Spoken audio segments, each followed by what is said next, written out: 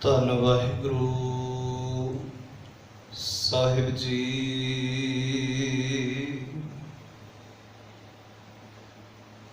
ਅੰਮ੍ਰਿਤ ਬਾਣੀ ਹਰ ਹਰ ਤੇਰੀ, ਸੁਣ ਸੁਣ ਹੋਵੇ ਪਰਮ ਗਤ ਮੇਰੀ। ਜਲਨ ਬੁਝੀ ਸੀਤਲ ਹੋਏ ਮਨੁਆ, ਸਤ ਗੁਰ ਕਾ ਦਰਸ਼ਨ ਪਾਏ ਜਿਉ।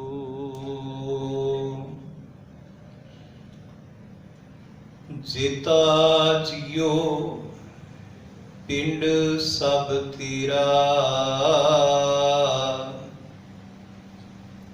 ਤੂੰ ਅੰਤਰ ਜਾਮੀ ਪੁਰਖ ਭਗਵਾਨ। ਦਾਸਣ ਦਾਸ ਕਹਿ ਜਨ ਨਾਨਕ, ਜਿਹਾ ਤੂੰ ਕਰਾਹੀ ਤਿਹਾ ਹਉ ਕਰੀ ਵਖਿਆਨ। परम सन्मानयोग गुरु रूप गुरु प्यारी साध संगत जीओ, वड्डिया भागा वाले हो। निता प्रति गुरबाणी गुरमत की विचार सरवण करके अपने इस निर्मोलक मनुखा जीवन नूं सवारण अते सफला करन दा यतन उदम करदे हो। आप जी निता प्रति गुरबाणी के ਵੱਖ-ਵੱਖ विषय गुरबाणी की रोशनी अंदर सरवण करते आ रहे हो। अज आपां गुरबाणी की रोशनी अंदर आनंद विषय नूं समझण दा यतन करांगे। आनंद की है, आनंद की प्राप्ति किवें होवे ਅਤੇ आनंद की प्राप्ति विच किहड़ियां-किहड़ियां रुकावटां आउंदियां ने, इस विषय नूं आपां गुरबाणी अंदरों विचारण ਅਤੇ समझण दा यतन करांगे, ताकि आनंद की पूर्ण तौर ते सानूं समझ पै सके। मन बिरतियां नूं इकागर करदियां होइयां गुरु साहब जी वालों बख्शिश की हुई प्यार भरी असीस गुरु फतेह नाल सांझ पाओ सारे आखो जी। वाहिगुरु जी का खालसा वाहिगुरु जी की फतेह। मनुख की जिंदगी का सब तो कीमती सरमाया वो आनंद है। आनंद का जो अर्थ है वो है पूर्ण तौर ते खिड़ना, पूर्ण तौर ते संतुष्ट होना, तृप्त होना, आत्मिक तल ते खिड़ना। इसनूं कहंदे ने आनंद। हुण आनंद शब्द दी इन्नी महानता है, आनंद शब्द इन्ना वडमुला है कि इस आनंद शब्द की टेक लैके आनंद शब्द नूं आधार बना के तीसरे नानक धन गुरु अमरदास महाराज जी ने आनंद सिंह की बाणी उच्चारण की है, जो राग रामकली अंदर जिहड़ी बाणी 917 तो आरंभ हुंदी है, 922 ते समाप्त हुंदी है। इस आनंद साहब की बाणी अंदर सरलेख आनंद है, पर असी सत्कार दे नाल साहब ला दिंदे हां। पर आनंद के सरलेख हेठ सतगुरु गुरु अमरदास महाराज जी ने 40 पौड़ियां उच्चारण कीतियां ते इन्हां 40 पौड़ियां अंदर सतगुरां ने बार-बार आनंद का जिक्र किया है। ते आनंद के जिहड़े समान अर्थक होर शब्द ने, जिवें बाणी के अंदर एक सहज शब्द भी आया है। ਹੁਣ ਸਹਿਜ ਦਾ ਅਰਥ ਵੀ ਆਨੰਦ ਹੈ। ਇਹ ਸਹਿਜ ਅਤੇ ਆਨੰਦ ਇਕੱਠੇ ਸ਼ਬਦ ਵੀ ਬਾਣੀ ਵਿੱਚ ਆਏ ਨੇ। ਜਿਵੇਂ ਪਾਤਸ਼ਾਹ ਆਖਦੇ ਨੇ, ਸਹਿਜ ਆਨੰਦ ਹੋਆ ਵਡ ਭਾਗੀ। ਸਹਿਜ ਆਨੰਦ ਭਾਵ ਕਿ ਆਤਮਿਕ ਸਹਿਜ ਅਵਸਥਾ ਵੀ ਇੱਕ ਆਨੰਦ ਦੀ ਅਵਸਥਾ ਹੈ। ਹੁਣ ਗੁਰਦੇਵ ਸੱਚੇ ਪਾਤਸ਼ਾਹ ਜੀ ਨੇ ਜੋ ਆਨੰਦ ਸਾਹਿਬ ਦੇ ਅੰਦਰ ਆਨੰਦ ਦੀ ਪਰਿਭਾਸ਼ਾ ਦਿੱਤੀ ਹੈ, ਅਸਲ ਆਨੰਦ ਬਾਰੇ ਜੋ ਸਾਨੂੰ ਸਮਝਾਇਆ ਹੈ ਕਿ ਆਨੰਦ ਕੀ ਹੈ, ਇਸ ਤੋਂ ਵਧੀਆ, ਇਸ ਤੋਂ ਚੰਗੀ ਹੋਰ ਸਾਨੂੰ ਆਨੰਦ ਦੀ ਪਰਿਭਾਸ਼ਾ ਪ੍ਰਾਪਤ ਨਹੀਂ ਹੋ ਸਕੇਗੀ। ਜਿਹੜੀ ਆਨੰਦ ਦੀ ਪਰਿਭਾਸ਼ਾ ਜੋ ਅਮਰਦਾਸ ਮਹਾਰਾਜ ਜੀ ਨੇ ਆਨੰਦ ਸਾਹਿਬ ਦੀ ਬਾਣੀ ਅੰਦਰ ਦਿੱਤੀ ਹੈ, ਕਿਉਂਕਿ ਆਨੰਦ ਸਾਡੀ ਜ਼ਿੰਦਗੀ ਦਾ ਸਭ ਤੋਂ ਕੀਮਤੀ ਸਰਮਾਇਆ ਹੈ ਤੇ ਹਰੇਕ ਮਨੁੱਖ ਆਨੰਦ ਚਾਹੁੰਦਾ ਹੈ, ਪਰ ਇਹ ਪਤਾ ਨਹੀਂ ਕਿ ਅਸਲ ਆਨੰਦ ਮਿਲਦਾ ਕਿਵੇਂ ਹੈ। ਅਸੀਂ ਸੰਸਾਰ ਦੇ ਹੋਛੇ ਸੁੱਖਾਂ ਨੂੰ ਕਈ ਵਾਰੀ ਆਨੰਦ ਕਹਿ ਦਿੰਦੇ ਹਾਂ, ਪਰ ਆਨੰਦ ਦਾ ਜਿਹੜਾ ਮਿਆਰ ਹੈ ਉਹ ਬੜਾ ਉੱਚਾ ਹੈ। ਪਾਤਸ਼ਾਹ ਕਹਿੰਦੇ ਨੇ, ਜੇ ਜ਼ਿੰਦਗੀ ਅੰਦਰ ਆਨੰਦ ਆ ਜਾਏਗਾ ਫਿਰ ਸੰਸਾਰ ਦੇ ਦੁੱਖ ਅਤੇ ਸੁੱਖ ਸਾਨੂੰ ਇੱਕ ਬਰਾਬਰ ਲੱਗਣਗੇ। ਜਿੱਥੇ ਦੁੱਖ ਅਤੇ ਸੁੱਖ ਇੱਕ ਬਰਾਬਰ ਹੋਵੇ, ਪਾਤਸ਼ਾਹ ਕਹਿੰਦੇ ਨੇ ਉੱਥੇ ਆਨੰਦ ਹੈ। ਤੇ ਅਸੀਂ ਆਨੰਦ ਦੀ ਤੁਲਨਾ ਕਰਨੇ ਆ ਸੰਸਾਰ ਦੇ ਸੁੱਖਾਂ ਨਾਲ, ਸੰਸਾਰ ਦੇ ਹੋਛੇ ਰਸਾਂ ਦੇ ਨਾਲ। ਜਿਹੜੇ ਸੰਸਾਰ ਦੇ ਸੁੱਖ ਬੜੀ ਛੇਤੀ ਖਤਮ ਹੋ ਜਾਂਦੇ ਨੇ, ਜਿਹੜੇ ਰਸ ਬੜੀ ਛੇਤੀ ਬਿੰਸ ਜਾਂਦੇ ਨੇ, ਅਸੀਂ ਉਹਨਾਂ ਰਸਾਂ ਨੂੰ, ਉਹਨਾਂ ਸੁੱਖਾਂ ਨੂੰ ਆਨੰਦ ਕਹਿੰਦੇ ਹਾਂ। ਹੁਣ ਆਨੰਦ ਦੀ ਪਰਿਭਾਸ਼ਾ ਅਲੱਗ ਹੈ। ਆਨੰਦ ਦਾ ਜਿਹੜਾ ਮਿਆਰ ਹੈ ਉਹ ਬਹੁਤ ਉੱਚਾ ਹੈ। ਜੋ ਸੁਖਮਣੀ ਸਾਹਿਬ ਅੰਦਰ ਪਾਤਸ਼ਾਹ ਆਖਦੇ ਨੇ, ਤੈਸਾ ਹਰਖ ਤੈਸਾ ਉਸ ਸੋਗ ਸਦਾ ਆਨੰਦ ਤੈ ਨਹੀਂ ਵਿਯੋਗ। ਆਨੰਦ ਉੱਥੇ ਹੈ ਜਿੱਥੇ ਦੁੱਖ ਅਤੇ ਸੁੱਖ ਇੱਕ ਸਮਾਨ ਹੋਣ। ਹੁਣ ਸਵਾਲ ਪੈਦਾ ਹੁੰਦਾ ਹੈ ਕਿ ਇਸ ਆਨੰਦ ਦੀ ਪ੍ਰਾਪਤੀ ਕਿਵੇਂ ਹੋਵੇ। ਪਹਿਲਾਂ ਅਸੀਂ ਆਨੰਦ ਨੂੰ ਸਮਝਿਆ ਹੈ। ਆਨੰਦ ਦਾ ਅਰਥ ਪੂਰਨ ਖਿੜਾ, ਤੇ ਇੱਕ ਅਰਥ ਹੋਰ ਕਰਾਂ ਕਿ ਇਹ ਆਨੰਦ ਸਭ ਦੇ ਅੰਦਰ ਹੈ। ਆਤਮਿਕ ਸਹਿਜ ਅਵਸਥਾ, ਆਤਮਿਕ ਆਨੰਦ ਹਰੇਕ ਮਨੁੱਖ ਦੇ ਅੰਦਰ ਪਿਆ ਹੋਇਆ ਹੈ। ਪਰ ਪਾਤਸ਼ਾਹ ਬਾਣੀ ਅੰਦਰ ਸਾਨੂੰ ਸਮਝ ਦਿੰਦੇ ਨੇ ਕਿ ਇਸ ਆਨੰਦ ਨੂੰ ਆਪਣੀ ਜ਼ਿੰਦਗੀ ਅੰਦਰੋਂ ਕਿਵੇਂ ਪ੍ਰਗਟ ਕਰਨਾ ਹੈ। ਜਿਹੜੀ ਇੰਨੀ ਕੀਮਤੀ ਜ਼ਿੰਦਗੀ ਹੈ, ਨਿਰਮੋਲਕ ਸਾਡਾ ਜੀਵਨ ਹੈ, ਪਰ ਇਹ ਜੀਵਨ ਦੁੱਖਾਂ ਅੰਦਰ ਜਾ ਰਿਹਾ ਹੈ, ਇਹ ਜੀਵਨ ਕਲੇਸ਼ਾਂ ਅੰਦਰ ਬਤੀਤ ਹੋ ਰਿਹਾ ਹੈ। ਪਰ ਇੰਨੀ ਕੀਮਤੀ ਜ਼ਿੰਦਗੀ ਦੁੱਖਾਂ ਵਿੱਚ ਲੰਘ ਰਹੀ ਹੈ, ਪਰ ਲੰਘਣੀ ਇਸ ਸੁੱਖਾਂ ਵਿੱਚ ਚਾਹੀਦੀ ਸੀ, ਕਿਉਂਕਿ ਬੜੀ ਨਿਰਮੋਲਕ ਦਾਤ ਹੈ। ਪਰ ਪਾਤਸ਼ਾਹ ਸਮਝਾਉਂਦੇ ਨੇ ਕਿ ਆਨੰਦ ਸਭ ਦੇ ਅੰਦਰ ਹੈ, ਪਰ ਆਨੰਦ ਨੂੰ ਪ੍ਰਗਟ ਕਿਵੇਂ ਕਰਨਾ ਹੈ, ਇਹ ਮੱਤ ਗੁਰੂ ਤੋਂ ਲੈਣੀ ਹੈ। ਇਹ ਸਮਝ ਸਤਿਗੁਰਾਂ ਦੀ ਬਾਣੀ ਤੋਂ ਲੈਣੀ ਹੈ ਕਿ ਮੈਂ ਆਪਣੇ ਅੰਦਰੋਂ ਆਨੰਦ ਨੂੰ ਕਿਵੇਂ ਪ੍ਰਗਟ ਕਰਨਾ ਹੈ। ਆਨੰਦ ਸਭ ਦੇ ਅੰਦਰ ਹੈ, ਤੇ ਜੇ ਪ੍ਰਗਟ ਕਰਨ ਦੀ ਜਾਚ ਨਹੀਂ, ਅਸੀਂ ਆਪਣੇ ਅੰਦਰ ਦੇ ਆਨੰਦ ਨੂੰ ਗਵਾ ਲਵਾਂਗੇ। ਪਰ ਜਿਨ੍ਹਾਂ ਨੇ ਸਮਝ ਲੈ ਲਈ ਹੈ ਗੁਰੂ ਪਾਤਸ਼ਾਹ ਜੀ ਤੋਂ, ਉਹ ਆਪਣੇ ਅੰਦਰੋਂ ਆਨੰਦ ਨੂੰ ਪ੍ਰਗਟ ਕਰ ਲੈਂਦੇ ਨੇ। ਜਿਵੇਂ ਉਦਾਹਰਣ ਲੈ ਕੇ ਸਮਝਣ ਦਾ ਯਤਨ ਕਰੀਏ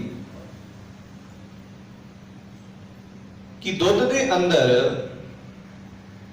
ਮੱਖਣ ਸਮਾਇਆ ਹੋਇਆ ਹੈ, ਪਰ ਜਿਹੜੀ ਸਿਆਣੀ ਸੁਆਣੀ ਹੈ, ਇਸਤਰੀ ਹੈ, ਉਹ ਤਰੀਕੇ ਦੇ ਨਾਲ ਦੁੱਧ ਦੇ ਅੰਦਰੋਂ ਮੱਖਣ ਹਾਸਲ ਕਰ ਲੈਂਦੀ ਹੈ।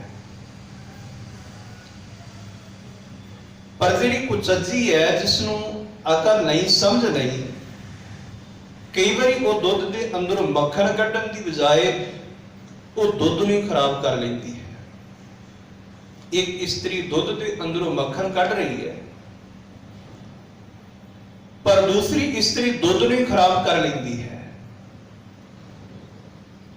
ਹੁਣ ਇਸੇ ਤਰ੍ਹਾਂ ਜਿਨ੍ਹਾਂ ਦੇ ਕੋਲ ਸਤਿਗੁਰਾਂ ਦੀ ਮੱਤ ਹੈ, ਗੁਰੂ ਪਾਤਸ਼ਾਹ ਜੀ ਦੀ ਸਿੱਖਿਆ ਹੈ, ਉਹ ਸਿੱਖਿਆ ਦੇ ਨਾਲ ਇਸ ਜ਼ਿੰਦਗੀ ਅੰਦਰੋਂ ਆਨੰਦ ਪ੍ਰਗਟ ਕਰ ਲੈਂਦੇ ਨੇ।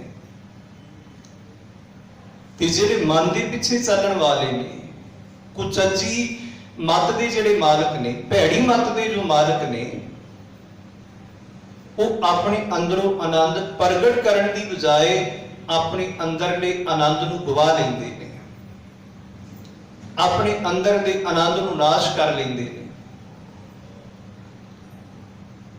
ਤੇ ਸਵਾਲ ਪੈਦਾ ਹੁੰਦਾ ਹੈ ਕਿ ਜੋ ਆਨੰਦ ਸਾਡੇ ਸਾਰਿਆਂ ਅੰਦਰ ਹੈ,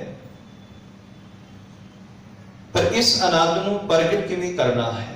ਕਿਉਂਕਿ ਆਨੰਦ ਦੀ ਪ੍ਰਾਪਤੀ ਬਾਹਰੋਂ ਨਹੀਂ ਹੋਣੀ। ਬਾਹਰੋਂ ਕਿਤੋਂ ਪੈਸੇ ਨਾਲ ਆਨੰਦ ਨਹੀਂ ਮਿਲਦਾ,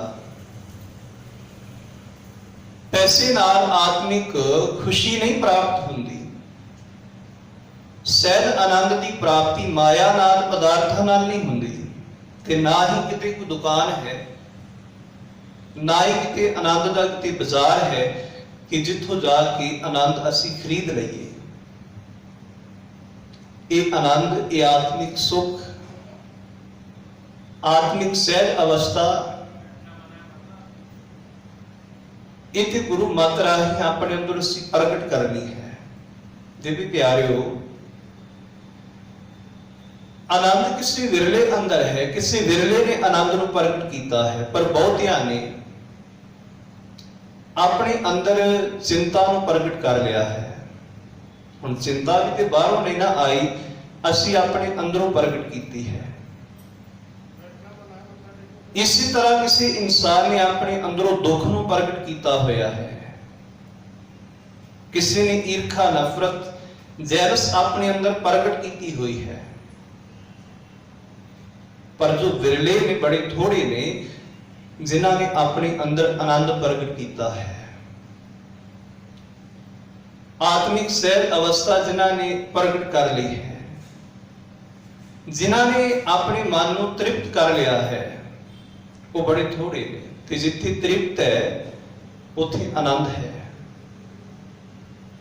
ਜਿੱਥੇ ਤ੍ਰਿਪਤੀ ਹੈ। ਹੁਣ ਗੁਰੂ ਅਮਰਦਾਸ ਮਹਾਰਾਜ ਜੀ ਸਾਨੂੰ ਸਮਝਾਉਂਦੇ ਨੇ ਆਨੰਦ ਸਾਹਿਬ ਦੀ ਬਾਣੀ ਅੰਦਰ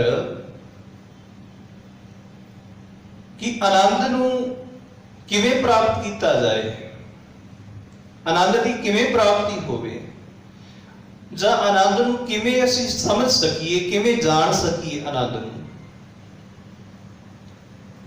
ਹੁਣ ਆਨੰਦ ਸਾਹਿਬ ਦੀ ਪਹਿਲੀ ਹੀ ਪੌੜੀ, ਜਿਸ ਦੇ ਅੰਦਰ ਗੁਰੂ ਅਮਰਦਾਸ ਮਹਾਰਾਜ ਜੀ ਆਖਦੇ ਨੇ ਕਿ ਹੇ ਮੇਰੀ ਮਾਂ, ਹੁਣ ਇੱਥੇ ਮਾਂ ਮੱਤ ਨੂੰ ਕਹਿ ਰਹੇ ਨੇ,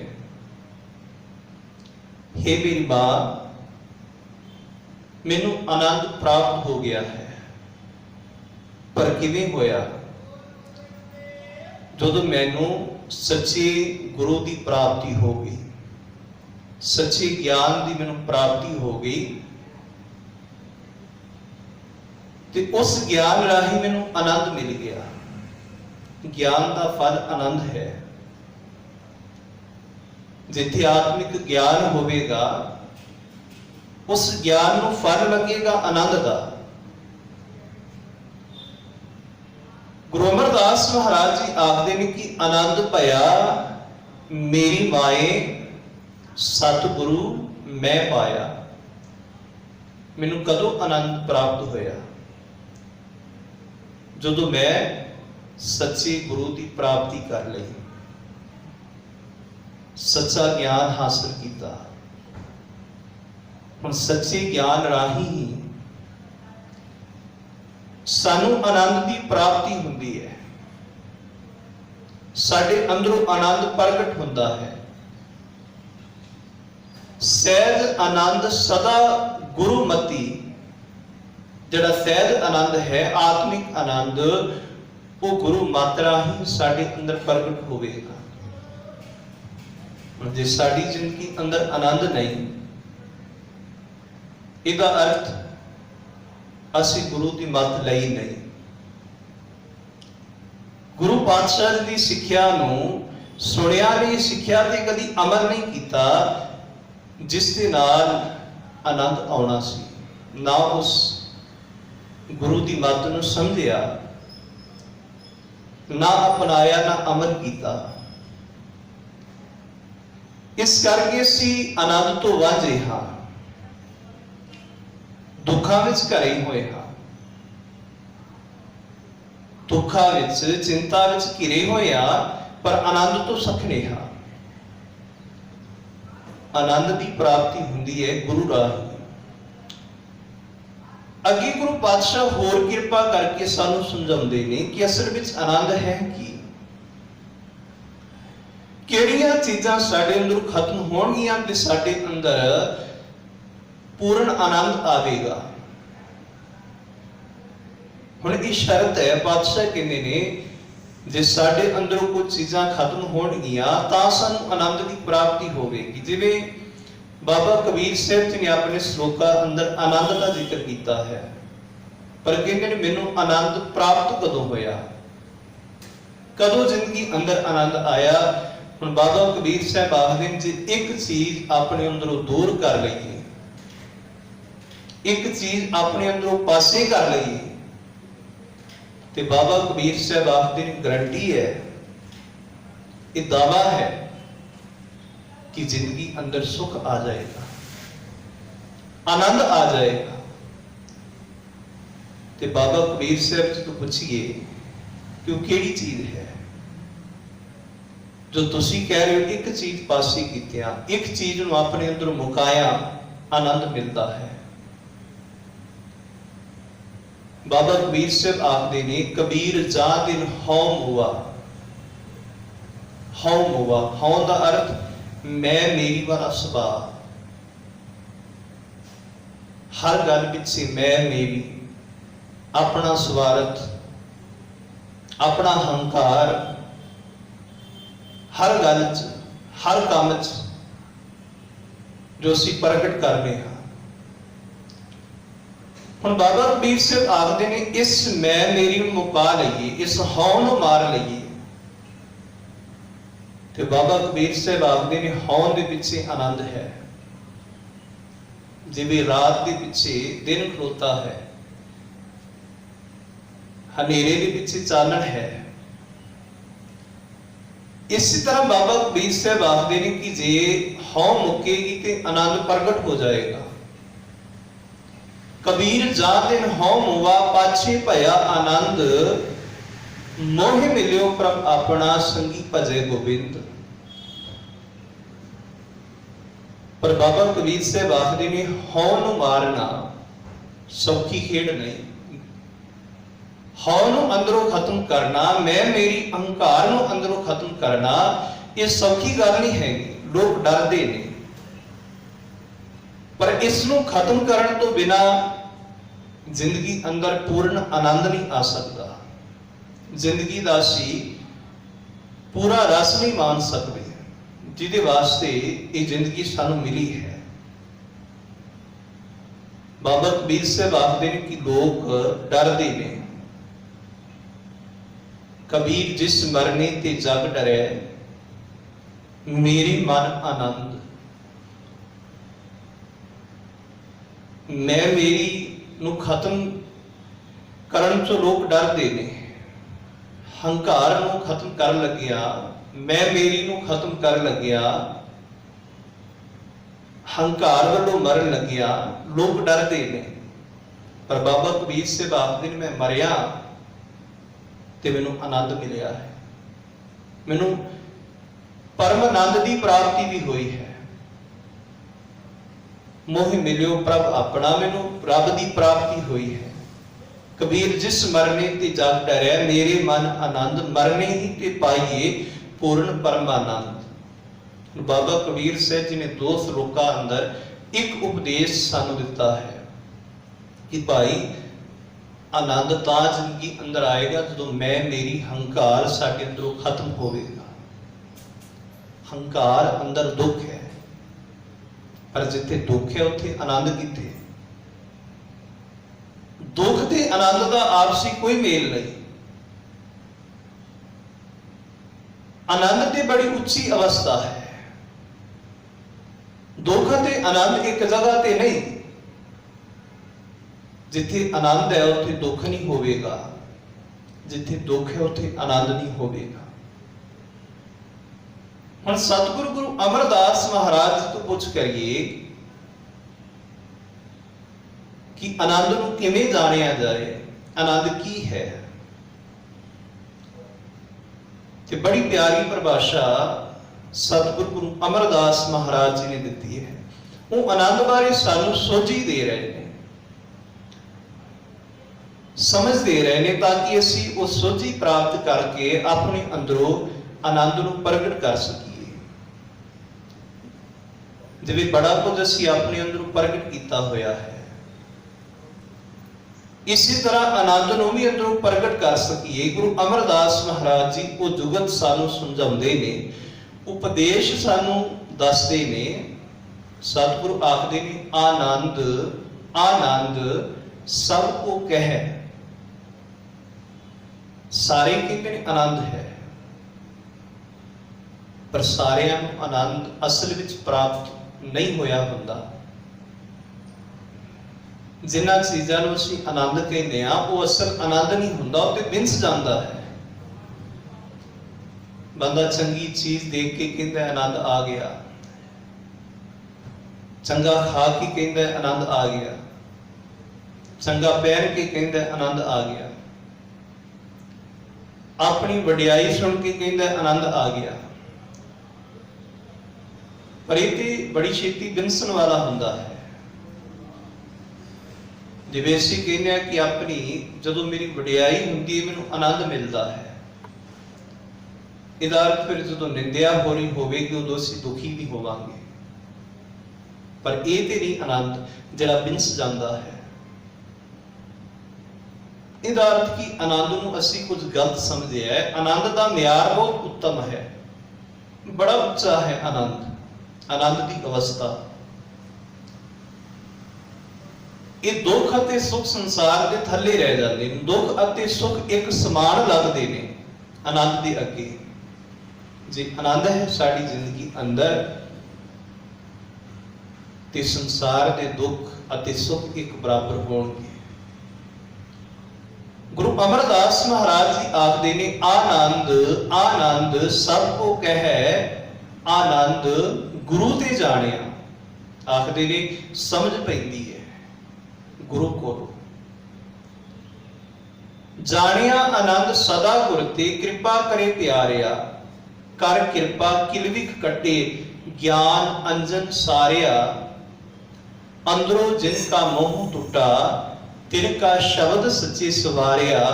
ਕਹਿ ਨਾਨਕ ਇਹ ਆਨੰਦ ਹੈ, ਆਨੰਦ ਗੁਰੂ ਤੇ ਜਾਣਿਆ। ਹੁਣ ਇਸ ਪਾਵਨ ਪੌੜੀ ਨੂੰ ਧਿਆਨ ਦੇ ਨਾਲ ਸਮਝਣ ਦਾ ਯਤਨ ਕਰਨਾ, ਜਿੱਥੇ ਗੁਰੂ ਪਾਤਸ਼ਾਹ ਕਹਿੰਦੇ ਨੇ ਕਹਿ ਨਾਨਕ ਇਹ ਆਨੰਦ ਹੈ। ਕਿਹੜਾ ਆਨੰਦ ਹੈ? ਗੁਰੂ ਸਾਹਿਬ ਜੀ ਨੇ ਜ਼ਿਕਰ ਕੀਤਾ ਹੈ ਪਾਪ ਦਾ, ਗੁਰੂ ਸਾਹਿਬ ਜੀ ਨੇ ਜ਼ਿਕਰ ਕੀਤਾ ਹੈ ਮੋਹ ਦਾ, ਗੁਰੂ ਸਾਹਿਬ ਜੀ ਨੇ ਜ਼ਿਕਰ ਕੀਤਾ ਹੈ ਸਾਡੇ ਭੈੜੇ ਬੋਲਾਂ ਦਾ। ਪਾਤਸ਼ਾਹ ਕਹਿੰਦੇ ਨੇ ਜਦੋਂ ਇਹ ਤਿੰਨ ਚੀਜ਼ਾਂ ਸਾਡੇ ਅੰਦਰੋਂ ਖਤਮ ਹੋਣਗੀਆਂ। ਕਿਹੜੀਆਂ? ਇੱਕ ਪਾਪ। ਜਿੱਥੇ ਪਾਪ ਹੈ ਉੱਥੇ ਤੇ ਸਹਿਮ ਹੁੰਦਾ ਹੈ, ਡਰ ਹੁੰਦਾ ਹੈ, ਤੋਖਣਾ ਹੁੰਦਾ ਹੈ। ਪਾਪੀ ਕੋਲ ਆਨੰਦ ਕਿੱਥੇ? ਪਾਪੀ ਕਰਮ ਕਮਾਮ ਦੇ ਕਰਦੇ ਹਾਏ ਹਾਏ। ਪਾਪੀ ਇਨਸਾਨ ਦੇ ਭੈ ਭੀਤ ਹੁੰਦਾ ਹੈ, ਪਾਪੀ ਕੋਲ ਆਨੰਦ ਕਿੱਥੇ? ਹੁਣ ਪਾਤਸ਼ਾਹ ਕਹਿੰਦੇ ਪਹਿਲੀ ਸ਼ਰਤ, ਜੇ ਆਨੰਦ ਲੈਣਾ ਹੈ, ਆਨੰਦ ਦੀ ਪ੍ਰਾਪਤੀ ਕਰਨੀ ਹੈ, ਤੇ ਪਾਪ ਬਿਰਤੀ ਨੂੰ ਆਪਣੇ ਅੰਦਰੋਂ ਤਿਆਗ ਦੇਈਏ। ਹੁਣ ਪਾਪ ਬਿਰਤੀ ਇਹ ਨਹੀਂ ਹੁੰਦੀ ਕਿ ਮੈਂ ਹੱਥਾਂ ਨਾਲ ਕੋਈ ਕੰਮ ਕਰਾਂਗਾ ਉਹ ਪਾਪ ਹੋਵੇਗਾ। ਨਹੀਂ, ਮਾੜਾ ਸੋਚਣਾ ਵੀ ਪਾਪ ਹੈ। ਪਾਪ ਅਤੇ ਅਪਰਾਧ ਵਿੱਚ ਫਰਕ ਹੈ। ਅਪਰਾਧ ਉਹ ਹੈ ਕਿ ਜੋ ਅਸੀਂ ਹੱਥਾਂ ਨਾਲ ਕਰ ਰਹੇ ਹਾਂ, ਵਿਗਾੜਦੇ ਹਾਂ ਕਿਸੇ ਦਾ ਕੁਝ, ਪਾਪ ਹੈ ਅਸੀਂ ਅੰਤਰ ਆਤਮੇ ਜਦੋਂ ਸੋਚਦੇ ਹਾਂ, ਤੇ ਜਦੋਂ ਉਹ ਸੋਚ ਪ੍ਰੈਕਟੀਕਲ ਹੋ ਜਾਂਦੀ ਹੈ, ਉਹ ਚੀਜ਼ ਅਪਰਾਧ ਬਣ ਜਾਂਦੀ ਹੈ। ਮਾੜਾ ਸੋਚਣਾ, ਪਾਤਸ਼ਾਹ ਕਹਿੰਦੇ ਨੇ ਇਹ ਪਾਪ ਹੈ, ਇਹ ਪਾਪ ਸਾਡੀ ਮਤ ਕਰਦੀ ਹੈ। ਗੁਰੂ ਨਾਨਕ ਸਾਹਿਬ ਆਖਦੇ ਨੇ ਨਾ, ਭਰੀਏ ਮਤ ਪਾਪਾਂ ਕੇ ਸੰਗ। ਇਹਦਾ ਅਰਥ ਅਸੀਂ ਮਤ ਰਾਹੀਂ ਪਾਪ ਕਰਨੇ ਹਾਂ। ਮੇਰਾ ਸੋਚਣਾ, ਮਾੜਾ ਸੋਚਣਾ, ਇਹ ਪਾਪ ਹੈ। ਗੁਰੂ ਅਮਰਦਾਸ ਮਹਾਰਾਜ ਜੀ ਕਹਿੰਦੇ ਨੇ ਜੇ ਆਨੰਦ ਲੈਣਾ ਹੈ ਤੇ ਇਹ ਪਾਪੀ ਬਿਰਤੀ ਨੂੰ ਤਿਆਗ ਦਈਏ, ਮਾੜਾ ਨਾ ਸੋਚੀਏ। ਦੂਸਰੀ ਗੱਲ ਗੁਰੂ ਪਾਤਸ਼ਾਹ ਆਖਦੇ ਨੇ, ਕਰ ਕਿਰਪਾ ਕਿਲ ਵੀ ਕੱਟੇ ਗਿਆਨ ਅੰਜਨ ਸਾਰਿਆ। ਸਤਿਗੁਰੂ ਜੀ ਆਨੰਦ ਦੀ ਪਰਿਭਾਸ਼ਾ ਸਮਝਾਉਂਦਿਆਂ ਹੋਇਆਂ ਦੂਸਰਾ ਉਪਦੇਸ਼ ਦਿੰਦੇ ਨੇ, ਭਾਈ ਦੂਸਰੇ ਨੰਬਰ ਤੇ ਗਿਆਨ ਅੰਜਨ, ਆਪਣੀਆਂ ਆਤਮਿਕ ਅੱਖਾਂ ਵਿੱਚ ਗੁਰੂ ਗਿਆਨ ਦਾ ਸੁਰਮਾ ਪਾ ਲਈਏ। ਭਾਵ ਕਿ ਆਪਣੀ ਸਮਝ ਅੰਦਰ ਗੁਰੂ ਦੀ ਮੱਤ ਟਿਕਾ ਲਈਏ। ਸਾਡੇ ਮਤ ਰੂਪੀ ਭਾਂਡੇ ਅੰਦਰ ਜਾਂ ਮਨ ਰੂਪੀ ਭਾਂਡੇ ਅੰਦਰ ਗੁਰੂ ਦੀ ਮੱਤ ਹੋਵੇ। ਸਾਡੀ ਮੱਤ ਅੰਦਰ ਗੁਰੂ ਦੀ ਮੱਤ ਹੋਵੇ, ਸਾਡੀ ਮੱਤ ਅੰਦਰ ਮਨ ਦੀ ਮੱਤ ਨਾ ਹੋਵੇ। ਇਹ ਆਨੰਦ ਦੀ ਪ੍ਰਾਪਤੀ ਦਾ ਦੂਸਰਾ ਉਪਦੇਸ਼ ਹੈ। ਹੁਣ ਪਾਤਸ਼ਾਹ ਕਹਿੰਦੇ ਨੇ, ਜੇ ਸਾਡੇ ਕੋਲ ਗੁਰੂ ਦਾ ਬਖਸ਼ਿਆ ਗਿਆਨ ਨਹੀਂ ਹੋਵੇਗਾ, ਸਿੱਖਿਆ ਨਹੀਂ ਹੋਵੇਗੀ ਸਾਡੇ ਕੋਲ, ਕਿ ਅਸੀਂ ਅਗਿਆਨੀ ਹੋਵਾਂਗੇ। ਅਗਿਆਨਤਾ ਵਿੱਚ, ਹਨੇਰੇ ਵਿੱਚ ਆਨੰਦ ਨਹੀਂ ਹੋਵੇਗਾ, ਠੋਕਰਾਂ ਹੋਣਗੀਆਂ। ਜਿੱਥੇ ਅਗਿਆਨਤਾ ਹੈ ਉੱਥੇ ਠੋਕਰਾਂ ਨੇ, ਭਟਕਣਾ ਹੈ। ਪਰ ਜਿੱਥੇ ਸਮਝ ਹੈ, ਗਿਆਨ ਹੈ, ਆਨੰਦ ਉੱਥੇ ਹੈ। ਹੁਣ ਤੀਸਰਾ ਉਪਦੇਸ਼ ਗੁਰੂ ਅਮਰਦਾਸ ਮਹਾਰਾਜ ਜੀ ਆਨੰਦ ਦੀ ਪ੍ਰਾਪਤੀ ਵਾਸਤੇ ਦੇ ਰਹੇ ਨੇ, ਕਰ ਕਿਰਪਾ ਕਿਲ ਵੀ ਕੱਟੇ ਗਿਆਨ ਅੰਜਨ ਸਾਰਿਆ, ਅੰਦਰੋਂ ਜਿਨ ਕਾ ਮੋਹ ਟੁੱਟਾ। ਇਹ ਤੀਸਰਾ ਉਪਦੇਸ਼ ਹੈ ਕਿ ਜਿਨ੍ਹਾਂ ਦਾ ਅੰਦਰੋਂ ਮੋਹ ਖਤਮ ਹੋ ਗਿਆ ਹੈ, ਮੋਹ ਦੀ ਜਗ੍ਹਾ ਤੇ ਪਿਆਰ ਪ੍ਰਗਟ ਹੋ ਗਿਆ ਹੈ। ਮੋਹ ਤੇ ਪਿਆਰ ਵਿੱਚ ਫਰਕ ਹੈ। ਮੋਹ ਸਵਾਰਥੀ ਬਿਰਤੀ ਵਿੱਚੋਂ ਪੈਦਾ ਹੋ ਰਿਹਾ ਹੈ। ਮੋਹ ਸਵਾਰਥੀ ਬਿਰਤੀ ਦਾ ਨਾਮ ਹੈ। ਆਪਣਿਆਂ ਨਾਲ, ਆਪਣੇ ਪਰਿਵਾਰ ਦੇ ਨਾਲ ਮੋਹ ਦਾ ਦਾਇਰਾ ਬੜਾ ਛੋਟਾ ਹੈ, ਪਰ ਜਿਹੜਾ ਪਿਆਰ ਦਾ ਦਾਇਰਾ ਹੈ ਉਹ ਬੜਾ ਵੱਡਾ ਹੈ। ਪਿਆਰ ਦੇ ਦਾਇਰੇ ਅੰਦਰ ਤੇ ਇਹ ਭਾਵਨਾ ਹੁੰਦੀ ਹੈ ਕਿ ਸਭ ਕੋ ਮੀਤ ਹਮ ਆਪਨ ਕੀਨਾ, ਹਮ ਸਭਨਾ ਕੀ ਸਾਜਨ। ਇਹ ਪ੍ਰੇਮ ਦੀ ਗੱਲ ਵਕੜੀ ਏਡੀ ਵੱਡੀ ਹੁੰਦੀ ਕਿ ਸਭ ਕੋ ਮੀਤ ਹਮ ਆਪਨ ਕੀਨਾ। ਪਰ ਜਿਹੜਾ ਮੋਹ ਹੈ ਉਹ ਕੇਵਲ ਆਪਣਿਆਂ ਤੇ ਕਰ। ਹੁਣ ਪਾਤਸ਼ਾਹ ਕਹਿੰਦੇ ਨੇ, ਭਾਈ ਜਿਹੜੇ ਇਨਸਾਨ ਆਪਣੇ ਅੰਦਰੋਂ ਮੋਹ ਖਤਮ ਕਰਦੇ ਨੇ, ਜਦੋਂ ਮੋਹ ਖਤਮ ਹੋਏਗਾ ਪਿਆਰਿਓ, ਉਦੋਂ ਸਾਡੀ ਜ਼ਿੰਦਗੀ ਅੰਦਰੋਂ ਦੁੱਖ ਵੀ ਖਤਮ ਹੋ ਜਾਣਗੇ। ਹੁਣ ਦੁੱਖ ਕਿਉਂ ਨੇ? ਕਿਉਂਕਿ ਸਾਡੇ ਅੰਦਰ ਮੋਹ ਹੈ, ਪਕੜ ਹੈ। ਹੁਣ ਜਿਹੜੀ ਚੀਜ਼ ਸਾਡੇ ਉੱਥੋਂ ਚਲੀ ਜਾਂਦੀ ਹੈ, ਜਿਸ ਚੀਜ਼ ਦੇ ਨਾਲ ਸਾਡਾ ਮੋਹ ਸੀ, ਉਹ ਚੀਜ਼ ਚਲੀ ਜਾਂਦੀ ਹੈ ਤੇ ਅਸੀਂ ਦੁਖੀ ਹੁੰਦੇ ਹਾਂ। ਪਰ ਪਾਤਸ਼ਾਹ ਕਹਿੰਦੇ ਨੇ, ਜੇ ਪਿਆਰ ਹੋਵੇ, ਮੋਹ ਨਾ ਹੋਵੇ, ਉਹ ਚੀਜ਼ ਜਾਏਗੀ ਤੇ ਫਿਰ ਰੱਬ ਦੇ ਸੀ ਬਾਣੀ ਨੂੰ ਮੰਨਾਂਗੇ, ਫਿਰ ਵੀ ਉਸ ਦੀ ਰਜ਼ਾ ਵਿੱਚ ਰਾਜ਼ੀ ਰਵਾਂਗੇ।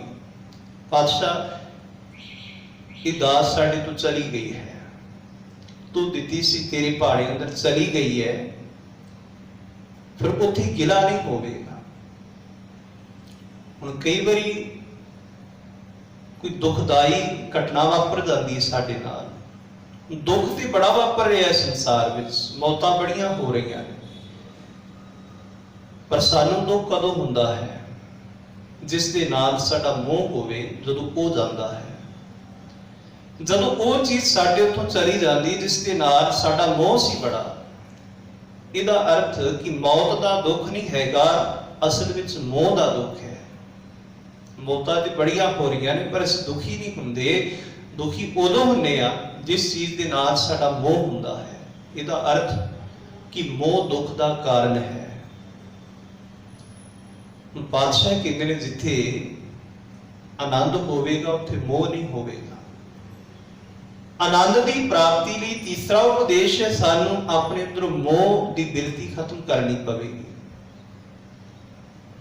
ਜਦੋਂ ਸਤਿਗੁਰੂ ਧੰਨ ਗੁਰੂ ਗੋਬਿੰਦ ਸਿੰਘ ਮਹਾਰਾਜ ਜੀ ਅਨੰਦਪੁਰ ਸਾਹਿਬ ਦੇ ਕਿਲੇ ਨੂੰ ਛੱਡਦੇ ਨੇ, ਮਾਛੀਵਾੜੇ ਦੇ ਜੰਗਲ ਵਿੱਚ ਆ ਕੇ ਕੁਝ ਸਮਾਂ ਆਰਾਮ ਕਰਦੇ ਨੇ।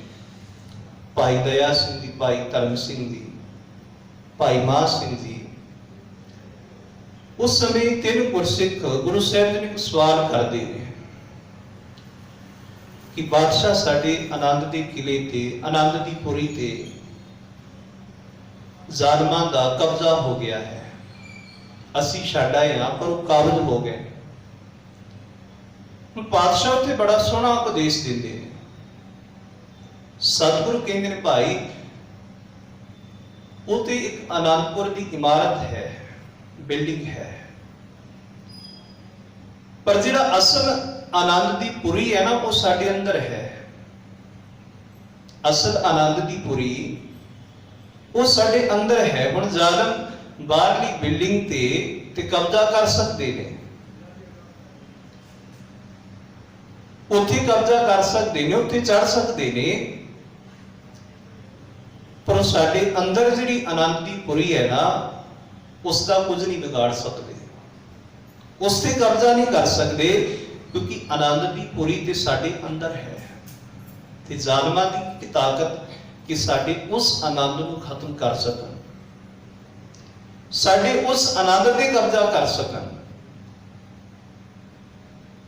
ਜੇ ਆਨੰਦ ਦੀ ਪੁਰੀ ਅੰਦਰ ਸੀ ਤੇ ਪਾਤਸ਼ਾਹ ਮਾਛੀਵਾੜੇ ਦੇ ਜੰਗਲਾਂ ਵਿੱਚ ਵੀ ਆਨੰਦ ਵਿੱਚ ਨੇ, ਚੜ੍ਹਦੀ ਕਲਾ ਵਿੱਚ ਨੇ। ਇਹਦਾ ਅਰਥ ਕਿ ਆਨੰਦ ਦਾ ਸੰਬੰਧ ਕਿਤੇ ਬਾਹਰ ਨਹੀਂ, ਆਨੰਦ ਦਾ ਸੰਬੰਧ ਸਾਡੇ ਮਨ ਨਾਲ ਹੈ। ਜਿਸ ਨੂੰ ਪਾਤਸ਼ਾਹ ਆਖਦੇ ਨੇ ਘਰ ਸੁਖ ਵਸਿਆ ਬਾਹਰ ਸੁਖ ਪਾਇਆ। ਜਿਨ੍ਹਾਂ ਦੇ ਹਿਰਦੇ ਵਿੱਚ ਆਤਮਿਕ ਸੁਖ ਹੈ, ਆਨੰਦ ਹੈ, ਉਹ ਫਿਰ ਜਿੱਥੇ ਵੀ ਜਾਂਦੇ ਨੇ ਉੱਥੇ ਆਨੰਦ ਵਿੱਚ ਹੀ ਰਹਿੰਦੇ ਨੇ। ਜੇ ਅੰਦਰ ਆਤਮਿਕ ਆਨੰਦ ਸੁਖ ਨਹੀਂ ਤੇ ਉਹ ਬਾਹਰ ਸਵਰਗਾਂ ਵਿੱਚ ਵੀ ਚਲੇ ਜਾਣ, ਉੱਥੇ ਵੀ ਜਾ ਕੇ ਦੁਖੀ ਹੁੰਦੇ ਨੇ। ਉਹ ਕਿਤੇ ਚੰਗੀ ਤੋਂ ਚੰਗੀ ਜਗ੍ਹਾ ਤੇ ਵੀ ਚਲੇ ਜਾਣ, ਉੱਥੇ ਵੀ ਜਾ ਕੇ ਦੁਖੀ ਹੋਣਗੇ, ਕਿਉਂਕਿ ਅੰਦਰ ਆਨੰਦ ਨਹੀਂ। ਤੇ ਗੁਰੂ ਅਮਰਦਾਸ ਮਹਾਰਾਜ ਜੀ ਆਖ ਰਹੇ ਨੇ, ਅੰਦਰੋਂ ਜਿਨ ਕਾ ਮੋਹ ਟੁੱਟਾ ਤਿਨ ਕਾ ਸ਼ਬਦ ਸੱਚੇ ਸਵਾਰਿਆ, ਕਹਿ ਨਾਨਕ ਇਹ ਆਨੰਦ ਹੈ। ਪਾਤਸ਼ਾਹ ਕਹਿੰਦੇ ਨੇ ਇਹ ਆਨੰਦ ਹੈ ਜਿਹੜੇ ਆਪਣੇ ਸ਼ਬਦਾਂ ਨੂੰ, ਬੋਲ ਬਾਣੀ ਨੂੰ ਵੀ ਸਵਾਰ ਲੈਂਦੇ ਨੇ। ਹੁਣ 4 ਚੀਜ਼ਾਂ ਗੁਰੂ ਅਮਰਦਾਸ ਮਹਾਰਾਜ ਜੀ ਨੇ ਆਨੰਦ ਦੀ ਪ੍ਰਾਪਤੀ ਵਾਸਤੇ ਦੱਸੀਆਂ ਨੇ। ਪਹਿਲੀ ਚੀਜ਼ ਸਾਡੇ ਅੰਦਰੋਂ ਪਾਪ ਬਿਰਤੀ ਖਤਮ ਹੋਵੇ। ਦੂਸਰੀ, ਅਸੀਂ ਆਪਣੇ ਅੰਦਰੋਂ ਮੋਹ ਦੀ ਬਿਰਤੀ ਨੂੰ ਤਿਆਗੀਏ। ਤੀਸਰਾ, ਸਾਡਾ ਬੋਲ ਬਾਣੀ ਸ਼ਬਦ ਸਹੀ ਹੋਣ। ਤੇ ਚੌਥੀ ਗੱਲ ਪਾਤਸ਼ਾਹ ਆਖਦੇ ਨੇ ਅਸੀਂ ਗੁਰੂ ਦੀ ਮੱਤ ਲਈਏ, ਗੁਰੂ ਗਿਆਨ ਦਾ ਸੁਰਮਾ ਆਪਣੀਆਂ ਸੁਰਤ ਦੀਆਂ ਅੱਖਾਂ ਵਿੱਚ ਪਾਈਏ। ਤੇ ਪਾਤਸ਼ਾਹ ਕਹਿੰਦੇ ਨੇ, ਕਹਿ ਨਾਨਕ ਇਹ ਆਨੰਦ ਹੈ, ਆਨੰਦ ਗੁਰੂ ਤੇ ਜਾਣਿਆ। ਅਸਲ ਆਨੰਦ ਇਹ ਹੈ, ਪਰ ਇਹਦੀ ਸਮਝ ਸਤਿਗੁਰਾਂ ਤੋਂ ਪੈਂਦੀ ਹੈ। ਹੁਣ ਆਨੰਦ ਸਾਹਿਬ ਦੀ ਬਾਣੀ ਅੰਦਰ ਪਾਤਸ਼ਾਹ ਜੀ ਨੇ ਪੂਰਨ ਆਤਮਿਕ ਸਹਿਜ ਆਨੰਦ ਦਾ ਹੀ ਜ਼ਿਕਰ ਕੀਤਾ ਹੈ। ਪਾਤਸ਼ਾਹ ਕਹਿੰਦੇ ਨੇ ਚਤੁਰਾਈ ਨਾਲ ਅਤੀ ਕਰਮ ਕਾਂਡਾਂ ਨਾਲ ਆਨੰਦ ਨਹੀਂ ਮਿਲਦਾ। ਇਹ ਮਨ ਮੇਰਿਆ ਚਤੁਰਾਈ ਕਿਨੇ ਨਾ ਪਾਇਆ, ਚਤੁਰਾਈ ਨਾ ਪਾਇਆ ਕਿਨੇ। ਤੂੰ ਸੁਣ ਮਨ ਮੇਰਿਆ, हे ਮੇਰੇ ਮਨ, ਆਤਮਿਕ ਆਨੰਦ ਚਤੁਰਾਈਆਂ ਨਾਲ ਨਹੀਂ ਮਿਲਦਾ ਹੈਗਾ। ਆਤਮਿਕ ਆਨੰਦ ਪਾਪ ਮੋਹ ਨੂੰ ਤਿਆਗਣ ਦੇ ਨਾਲ, ਹੰਕਾਰ ਨੂੰ ਤਿਆਗਣ ਦੇ ਨਾਲ, ਕਬੀਰ ਜਾਨ ਦੇ ਨੂੰ ਹਉ ਹੁਆ ਪਾਛੀ ਭਇਆ ਆਨੰਦ, ਇਹਨਾਂ ਚੀਜ਼ਾਂ ਦੇ ਤਿਆਗਣ ਦੇ ਨਾਲ ਆਨੰਦ ਮਿਲਦਾ ਹੈ। ਤੇ ਪਾਤਸ਼ਾਹ ਕਹਿੰਦੇ ਨੇ ਕਰਮ ਕਾਂਡਾਂ ਦੇ ਨਾਲ ਵੀ ਆਨੰਦ ਨਹੀਂ ਮਿਲਦਾ। ਜੋ ਬੜੇ ਧਰਮ ਜਗਤ ਅੰਦਰ ਕਰਮ ਕਾਂਡ ਹੁੰਦੇ ਨੇ, ਪਰ ਉਥੋਂ ਵੀ ਆਨੰਦ ਨਹੀਂ ਮਿਲਣਾ। ਕਰਮੀ ਸਹਿਜ ਨਾ ਉਪਜੈ, ਸਹਿਜ ਦਾ ਅਰਥ ਵੀ ਆਨੰਦ ਹੈ। ਕਰਮੀ ਸਹਿਜ ਨਾ ਉਪਜੈ, ਬਿਨ ਸਹਿਜੇ ਸਹਿਸਾ ਨਾ ਜਾਏ, ਨਹਿ ਜਾਏ ਸਹਿਸਾ ਕਿਤੇ ਸੰਜਮ। ਪਾਤਸ਼ਾਹ ਕਹਿੰਦੇ ਕਿਸੇ ਵੀ ਤਰੀਕੇ ਦੇ ਨਾਲ ਕਰਮ ਕਾਂਡ ਕਰਕੇ ਆਤਮਿਕ ਸਹਿਜ ਆਨੰਦ ਦੀ ਪ੍ਰਾਪਤੀ ਨਹੀਂ ਹੋ ਸਕਦੀ। ਤੇ ਪਾਤਸ਼ਾਹ ਕਹਿੰਦੇ ਨੇ ਜਿਸ ਨੂੰ ਇਹ ਆਨੰਦ ਸਤਿਗੁਰਾਂ ਤੋਂ ਪ੍ਰਾਪਤ ਹੋ ਜਾਂਦਾ ਹੈ, ਫਿਰ ਜਿੱਥੇ ਆਨੰਦ ਹੈ ਉੱਥੇ ਮਗਰ ਕੁਝ ਬਚਦਾ ਨਹੀਂ ਹੈਗਾ, ਮਗਰ ਕੋਈ ਵੀ ਆਸਾ ਮਨਸਾ ਨਹੀਂ ਬਚੇਗੀ। ਜੇ ਸਾਡੀ ਜ਼ਿੰਦਗੀ ਅੰਦਰ ਆਨੰਦ ਹੈ, ਭਾਵ ਕਿ ਪੂਰਨ ਅੰਦਰ ਤ੍ਰਿਪਤ ਹੈ, ਤੇ ਫਿਰ ਮਗਰ ਕੋਈ ਆਸ ਬਚੇਗੀ ਨਹੀਂ। ਸਾਰੀਆਂ ਆਸਾਵਾਂ, ਮਨੋਰਥ, ਸਾਰੇ ਸੰਕਲਪ ਸਾਡੇ ਪੂਰੇ ਹੋ ਜਾਣਗੇ, ਜਿਸ ਨੂੰ ਪਾਤਸ਼ਾਹ ਆਖਦੇ ਨੇ ਫਿਰ ਅਨੰਦ ਸੁਣੋ ਵਡਭਾਗੀਓ ਸਗਲ ਮਨੋਰਥ ਪੂਰੇ। ਇਹਦਾ ਅਰਥ ਜਿੱਥੇ ਅੰਦਰ ਤ੍ਰਿਪਤ ਹੋ ਜਾਂਦਾ ਹੈ, ਪਾਤਸ਼ਾਹ ਕਹਿੰਦੇ ਨੇ ਇਹ ਆਨੰਦ ਹੈ ਅੰਦਰ ਤ੍ਰਿਪਤ ਹੋਣਾ। ਫਿਰ ਜੇ ਅੰਦਰ ਹੀ ਤ੍ਰਿਪਤ ਹੈ, ਫਿਰ ਸਗਲ ਮਨੋਰਥ ਪੂਰੇ, ਫਿਰ ਸਾਰੇ ਮਨੋਰਥ ਹੀ ਪੂਰੇ ਹੋ ਜਾਂਦੇ ਨੇ। ਪਾਤਸ਼ਾਹ ਕਹਿੰਦੇ ਨੇ ਜਿੱਥੇ ਆਨੰਦ ਆ ਜਾਏ ਉਸ ਤੋਂ ਮਗਰ ਕੁਝ ਨਹੀਂ ਬਚਦਾ। ਪਰ ਸਤਿਗੁਰੂ ਕਹਿੰਦੇ ਨੇ ਕਿ ਸਾਡੇ ਆਨੰਦ ਪਿੱਛੇ ਗੁਰੂ ਦਾ ਸ਼ਬਦ ਹੈ, ਅਰਬੀ ਗੁਣ ਨੇ। ਇੱਕ ਬੜੀ ਪਿਆਰੀ ਘਟਨਾ ਦਾ ਜ਼ਿਕਰ ਆਉਂਦਾ ਹੈ। ਇੱਕ ਵਾਰੀ ਇੱਕ ਸ਼ਰਾਰਤੀ ਮਨੁੱਖ ਉਹ ਕੀ ਕਰੇ ਕਿ ਕੇਲੇ ਦੇ ਛਿਲਕੇ ਲੈ ਕੇ ਰਸਤੇ ਵਿੱਚ ਖਲੋ ਜਾਇਆ ਕਰੇ। ਜਦੋਂ ਕਿਰਾਈ ਆਉਂਦਾ ਪੈਦਲ ਚੱਲਦਾ ਹੋਇਆ, ਉਹ ਡੋਲ ਉਸ ਦੇ ਅੱਗੇ ਪਹਿਲਾਂ ਹੀ ਇੱਕ ਛਿਲਕਾ ਉਗਾਵੇ ਕਰੇ। ਹੁਣ ਜਿਹੜਾ ਰਾਹੀ ਆ ਰਿਹਾ ਹੈ ਉਹ ਤਾਂ ਛਿਲਕੇ ਦੇ ਪੈਰ ਟਿਕ ਜੇ ਕਰੇ, ਉਹ ਡਿੱਗ ਪਏ, ਡਿੱਗ ਜਾਇਆ ਕਰੇ। ਹੁਣ ਡਿੱਗਦੇ ਹੋਏ ਮਨੁੱਖ ਨੂੰ ਸ਼ਰਾਰਤੀ ਮਨੁੱਖ ਦੇਖ ਕੇ ਹੱਸੇ ਕਰੇ, ਕਹਿੰਦਾ ਆਨੰਦ ਆ ਗਿਆ, ਬੜੀ ਖੁਸ਼ੀ ਹੋਈ ਹੈ ਕਿ ਇਨਸਾਨ ਡਿੱਗ ਪਿਆ ਹੈ। ਇਸੇ ਤਰ੍ਹਾਂ ਰੋਜ਼ ਹੀ ਇਹ ਆਨੰਦ ਲੈਣ ਵਾਸਤੇ, ਖੁਸ਼ੀ ਲੈਣ ਵਾਸਤੇ ਰੋਜ਼ ਹੀ ਰਸਤੇ ਵਿੱਚ ਕੇਲੇ ਦੇ ਛਿਲਕੇ ਉਗਾ ਕੇ ਕਈਆਂ ਨੂੰ ਡਿੱਗਦੇ ਕਰੇ। ਇੱਕ ਦਿਨ ਅਚਾਨਕ ਉਹ ਕਾਲੀ ਕਾਲੀ ਕੇਲੇ ਦਾ ਛਿਲਕਾ ਉਗਾਉਣ ਲੱਗਾ। ਥੈਲਾ ਭਰਿਆ ਹੋਇਆ ਸੀ, ਲਿਫਾਫਾ, ਇੱਕ ਛਿਲਕਾ ਉਹਦੇ ਪੈਰਾਂ 'ਚ ਡਿੱਗ ਪਿਆ। ਜਦੋਂ ਅੱਗੇ ਚੱਲਣ ਲੱਗਾ ਤੇ ਆਪ ਡਿੱਗ ਗਿਆ, ਬੜੀ ਬੁਰੀ ਤਰ੍ਹਾਂ ਡਿੱਗਿਆ, ਚੋਕਣਾ ਟੁੱਟ ਗਿਆ। ਤੇ ਫਿਰ ਲੋਕ ਹੱਸਣ ਲੱਗੇ, ਉਹਦੇ ਥੈਲੇ ਅੰਦਰ ਜਿਹੜੀ ਹੋਰ ਛਿਲਕੇ ਪਏ ਸਨ ਉਹ ਵੀ ਬਾਹਰ ਡਿੱਗ ਪਏ, ਤੇ ਲੋਕ ਦੇਖ ਕੇ ਹੱਸਣ ਲੱਗੇ। ਤੇ ਉਹ ਡਿੱਗਿਆ ਹੋਇਆ ਇਨਸਾਨ ਕਹਿੰਦਾ ਹੈ ਕਿ ਹੇ ਮੇਰੇ ਮਾਲਕ, ਇਹੋ ਜਿਹਾ ਆਨੰਦ ਤੂੰ ਕਿਸੇ ਨੂੰ ਨਾ ਦਈ। ਜੋ ਮੈਂ ਆਨੰਦ ਪ੍ਰਾਪਤ ਕਰਨਾ ਸਾਂ, ਡਿੱਗਦਿਆਂ ਹੋਇਆਂ ਨੂੰ ਦੇਖ ਕੇ ਹੱਸਣਾ ਸਾਂ, ਆਨੰਦ ਲੈਣਾ ਸਾਂ, ਹੇ ਰੱਬਾ ਇਹੋ ਜਿਹਾ ਆਨੰਦ ਕਿਸੇ ਨੂੰ ਨਾ ਦਈ। ਵਿਦਵਾਨ ਸੱਜਣਾ ਨੇ ਇਸ ਕਹਾਣੀ ਦਾ ਵਿਸ਼ਲੇਸ਼ਣ ਕੀਤਾ, ਪੜਚੋਲ ਕੀਤੀ ਤੇ ਸਮਝਾਇਆ ਕਿ ਭਾਈ ਆਨੰਦ ਕਿਸੇ ਦੀ ਗਮੀ ਤੇ ਨਾ ਸਾਡਾ ਟਿਕਿਆ ਹੋਵੇ, ਕਿਸੇ ਦੇ ਦੁੱਖ ਤੇ ਸਾਡਾ ਆਨੰਦ ਨਾ ਟਿਕਿਆ ਹੋਵੇ, ਕਿਸੇ ਦੀ ਗਮੀ ਤੇ ਸਾਡਾ ਆਨੰਦ ਨਾ ਟਿਕਿਆ ਹੋਵੇ, ਕਿਸੇ ਦੀ ਕਮਜ਼ੋਰੀ ਤੇ ਸਾਡਾ ਆਨੰਦ, ਸਾਡੀ ਖੁਸ਼ੀ ਨਾ ਟਿਕੀ ਹੋਵੇ। ਸਗੋਂ ਸਾਡਾ ਆਨੰਦ ਤੇ ਆਤਮਿਕ ਜੀਵਨ ਨੂੰ, ਆਪਣੇ ਆਪ ਨੂੰ ਸਵਾਰ ਕੇ ਅੰਦਰ ਟਿਕਿਆ ਹੋਵੇ। ਇਸ ਕਰਕੇ ਗੁਰਦੇਵ ਸੱਚੇ ਪਾਤਸ਼ਾਹ ਆਖਦੇ ਨੇ ਕਿ ਆਨੰਦ ਭਇਆ ਮੇਰੀ ਮਾਏ ਸਤਿਗੁਰੂ ਮੈਂ ਪਾਇਆ। ਸਾਡਾ ਆਨੰਦ ਗੁਰੂ ਤੇ ਟਿਕਿਆ ਹੋਵੇ। ਸੋ ਗੁਰੂ ਸਾਹਿਬ ਕਿਰਪਾ ਕਰਨ। ਅੱਜ ਆਪਾਂ ਗੁਰਮਤਿ ਦੀ ਰੋਸ਼ਨੀ ਅੰਦਰ ਆਨੰਦ ਵਿਸ਼ੇ ਨੂੰ ਵਿਚਾਰਨ ਅਤੇ ਸਮਝਣ ਦਾ ਯਤਨ ਕੀਤਾ ਹੈ। ਗੁਰੂ ਸਾਹਿਬ ਕਿਰਪਾ ਕਰਨ ਪੜੀ ਸੁਣੀ ਗੁਰਮਤਿ ਦੀ ਵਿਚਾਰ ਸਾਡੇ ਸਭਨਾਂ ਦੇ ਹਿਰਦਿਆਂ ਵਿੱਚ ਵਸੇ। ਕੋਈ ਭੁੱਲ ਚੁੱਕ ਦੀ ਖਿਮਾ। ਆਪ ਸਭ ਦਾ ਧੰਨਵਾਦ। ਵਾਹਿਗੁਰੂ ਜੀ ਕਾ ਖਾਲਸਾ, ਵਾਹਿਗੁਰੂ ਜੀ ਕੀ ਫਤਿਹ।